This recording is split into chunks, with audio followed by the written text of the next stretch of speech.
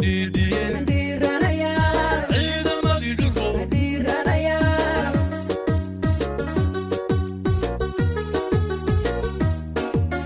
عيد ما يدلكو ديرانيا عصود وانت يا عدو دوت كويبت كوانا قداشي انكو داغنو ديرانيا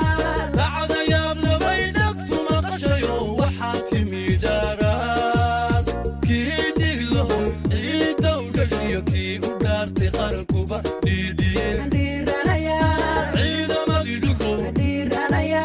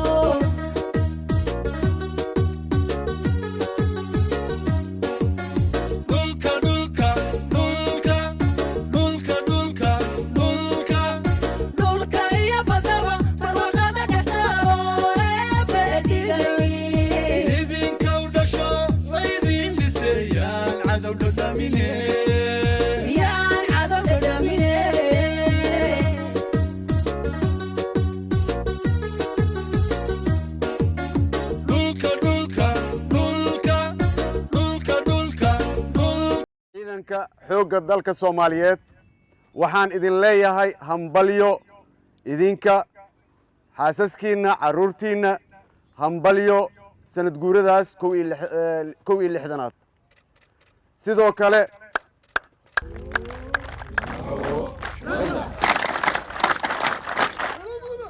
sidoo kale shacabka Soomaaliyeed anigoo ku hadlaya codka madaxweynaha iyo codka shacabka Soomaaliyeed waxaa idin leeyahay guusha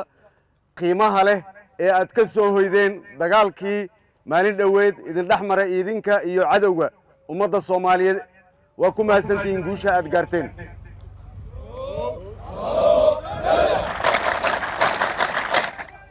ما شاء الله شعبك الصوماليات وإذنكو جيفا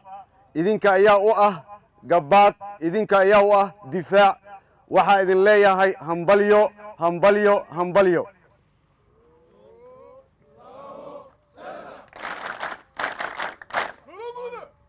وفرحت أنيقا مانتي وحان هالكانو إميت إنان إذن كلا قيب قالو فرحت داس إيو ريرين تاس مركزتنا waxaan idin sheegayaa inaan idin garab taagannahay dhammaanteen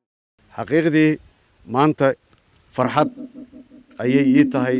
inaan idinku soo booqdo jiidda dagaalka ee Awdheegle oo aan idinkala soo qayb galo idinkalana qayb qaato farxaddii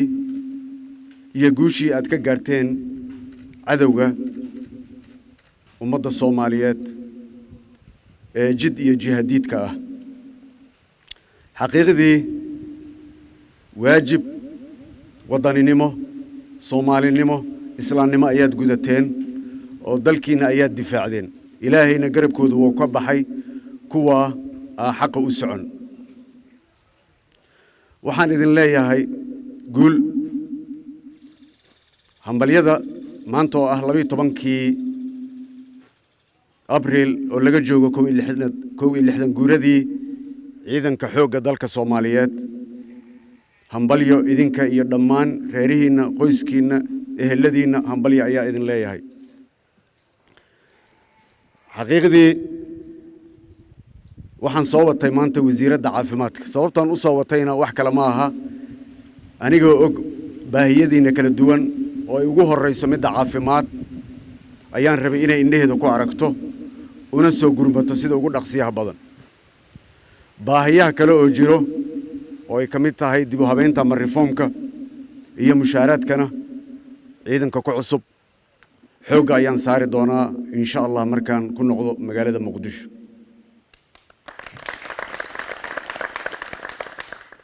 واحد أوقاتان إن شعبك الصوماليات وحوجينا يودينا وكجيف لأنتينا وعدوة وقبسن لها شعبك الصوماليات سادرتي وحيد الله يا همبليو انت جوشة كنتي انت كل وعنت إلهي عافية انت كل متينا ومجاهدين إلهي جنة الفردوس الله جيو وما سنتهين همبليو عيد الله يا هاي وبالله توفيق عيدك حوجة دلك الصوماليات gaar ahaan taliska ciidanka dhulka xoogga dalka Soomaaliyeed waxay deegaankan la wareegeen 30kii bishii 7aad ee 2019 11kii bishii 8aad 2019 waxay halkaan argagixisadu ay ku soo qaadeen weerar isku dayayeen inay mar labaad ay dib ay gacantooda u gasho degmada Awdheegle oo ku bilowday baabuur qaraxyo aheed oo laba aheeday xaqiiqatan waxay kala kulmeen jab aad u fool xumaa marka labaad ay haddana ku soo laabteen waa 3 Abriil 2021 isla sidaas oo kale haddana waxay kala kulmeen jab ayadana aysan hilmaami doonin haddii dabcan aqliyadoodu shaqaynaysana tusi doona inay iska daayaanba waxa ay ku jiraan oo ay faraha kala baxaan ma doonayo inaan ku laabto mudan ra'iisul wasaare barista saraakiisha iyo saraakiil xigeynta iyo alifleyda dableyda halkan fadhiya laakiin xaqiiqatanka ciidamada halkan ku sugan iyo meelo badan oo jiidaha ciidanka xoogga dalka Soomaaliya oo ku sugan yahay kamiduhu waxay ku jiraan halgan ay kula dagaalamayaan nimanka cadawga ah kuna xaqiijinayaan amniga dalka waxaan aaminsanahay xaqiiqatanka ciidanka halkan ku sugan ee argagixisada ay weerar ku soo qaadeen 3 bishan waxay xaqiiqatanka kala kulmeen wax aysan guud ahaan dalkan ama kuwa ajaanibta ha noqdaano ama nuucay doonaanba ha noqdaane ciidamada kala duwan oo ku sugan dalkan aysan kala kulmeen ay kala kulmeen waxay kala kulmeen jab waxay kala kulmeen xaqiiqatanka wixii ciidanka halkan fadhiya loo soo carbiyay kala kulmeen farxad weyn ayay noo tahay markaan taa inta uga gudbo maantay oo ay ku beegan tahay 12 Abriil ee sanad guuradii 61aad ee aasaaskii ciidanka xoogga dalka Soomaaliyeed inaad noogu timaado adiga iyo wasiiradaadii iyo wasiirkii gaashaandhigga jiidda hore ee ciidamadan ay ku sugan yihiin ana noogu timaado xaqiiqatanka waxay noo tahay farxad gaar ah waxay noo tahay dhiirigelin waxay noo tahay hawshii aan wadnay in aan hore ugu sii dhaqaaqno ayay runtii ayay noo tilmaamaysaa waan sii wadi doonaa idanka Ilaahay waa u dhaaranay dhammaan ciidanka xoogga dalka Soomaaliyeed meel kasto ay joogaan gobol kasta iyo geed kasto ay joogaanna waxay u diyaarsan yihiin ilaa ay xaqiijinayaan nimanka nabadiidka ah inay ummadda Soomaaliyeed ka dul qaadaan inay la dagaalamaan kana saaraan aba ay ka soo waantoobayaan xaqiiqatanka fikrada qalafsan oo ku jira excellency waxyaabaha kale dabcan gaaran uga wada hadli doona hadii Ilaahay yiraahdo guud ahaan qof kasto ciidanka xoogga dalka Soomaaliyeed anigoo ka faa'iideysanaya wasiiradeena caafimaadka maanta maadaama ay nala joogto xubin kasta ee ciidanka xoogga dalka Soomaaliyeed ka tirsan baahida kuugu daran maxay tahay maanta hadaa tira waxaan u maleynaa inaysan ka qaldamin waa caafimaadka waxa ugu horeeyo aqligiisa ku soo dhacayo qof kasta oo xoogga dalka Soomaaliyeed xubin ka ah hadii la weydiiyo maxay tahay baahida maanta kuugu daran culayska kuugu weyn hadii la yiraahdo isbitaalka ciidanka xoogga ku leeyahay waxaan marka hortaada ka codsanayaa iyadoo munaasabadii 12 Abriil nagu beegan aadna runtii muxuu ahay ii sheeg muxuu ahay muhiim noogu ah runtii aragtidaada iyo booqashadaada maanta halkaana wasaaraddeena caafimaadka iyo guud ahaan madaxdeena qarankuba inay noogu soo jeestaan dhismaha isbitaalka ciidanka xoogga dalka Soomaaliyeed iyo anagoo u dabaaldegayna guulihii laga gaaray jiidaha difaaca ee Awdheegle iyo Bariire inaad nagala soo qayb gasho farxad bay runtii noo tahay ra'iisul wasaare indhahaaga macallinku ah wixii aad soo aragtay xaaladda ciidanku aad soo arkeen indhahaaga macallinku ah ma faahfaahinayo waxaan rajaynaynaa insha Allah raggaanu waxay diyaar u yihiin una dhaarteen qarankooda inay difaacaan waxay diyaar u yihiin duruuf walba iyo xaalad walba dalkooda inay difaacaan dalka kuma difaacaan lacag la siiyo kuma difaacaan garaado la siiyo waxay ku difaacaan moral iyo wadaniyad bay ku difaacaan nin lacag ku difaaca kuma jiro dhammaantood inta dhimato shahiiday iyo inta noolba oo meel walba jooga ciidamada qalabka sida khaasatan xoogga dalka Soomaaliyeed gaar ahaan ciidanka dhulku waxay diyaar u yihiin saacad walba iyo xilli walba dalkooda inay difaacaan meeshaan dagaalkii wuxuu ka dhacay 3 bishan abaarihii 9 iyo barkii ama 9:30 oo xilliga dambe ah yaa Awdheegle dagaalku xabadu ka dhacday Bariirana waxay ka dhacday 4 iyo rubi qoladaana lagu soo horeeyay qoladaasna digniin bay ka heleen oo difaacay sii galeen runtii waxaan isleenahay nimankan nabadiidka ah hadda magac kalaaba dubba u helo jiriye jahadiid buu yiri meeshan 10 baa ka raacay aan rajaynayno inaysan ciidan dambe oo Soomaaliya ku soo qaldamin hadii Ilaahay yiraahdo waxaan u daynayaa hadalkan u reebayaa taliyaha xoogga oo runtii aan leeyahay guusha aanu gaaro ciidanka dhulku aan gaaray maanta ma aan gaareen haduusan ugu hogaamin taliyaha xoogga saacadaha uu difaaca soo galay xabadii baa wali dhacaysay waxaan leeyahay runtii nasiib baan u yeelanay inaanu helo taliya xoog difaaca nagula jira qofka waxa la rabaa waxa uu galay haddaan taariikhdu sheegin in la sheego taariikhdaana sheegi doonta waxaan kugu soo dhaweynaynaa saacadu ra'iisul wasaare ayadoon markii koowaad iyo markii labaadba ku noqon doono difaaca ciidanka inaad timaado insha Allah aad marar badan nala joogi doonto hadii Ilaahay yiraahdo hambalyo 12 Abriil oo ah maalintii ciidamada waa idin hambalyeynaya waa idin mahad celinaya difaaca aad ku jirtiin maalin habeen iyo maalin oo aad difaacaysiin umadiina abaalan idinkaga haynaa haddii aan magaalada jiifno idinkaan idinku jiifna aad iyo aada u mahadsantihiin ra-iisul wasaaraha maanta wuxuu iigu yeeray dabcan baahida waa la soconnaa laakiin aan markhaati ka ahaano wax allaala waxaad u baahan tihiin oo dowladda guud ahaan idinla tari karto gaar ahaan wasaaradda caafimaadka waa wada tagnay isbitaalka xoogga dalka ra-iisul wasaaraha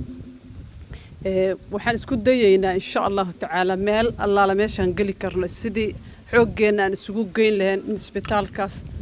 la dhiso la qalabeeyo uu noqdo mid ka tarjumi kara ama fulin kara baahida ka timaada ciidanka insha allahu tacaala waa mahadsantihiin mar labaad aad iyo aada u mahadsantihiin ilaahay jasadiina jannaha ka dhiga insha allah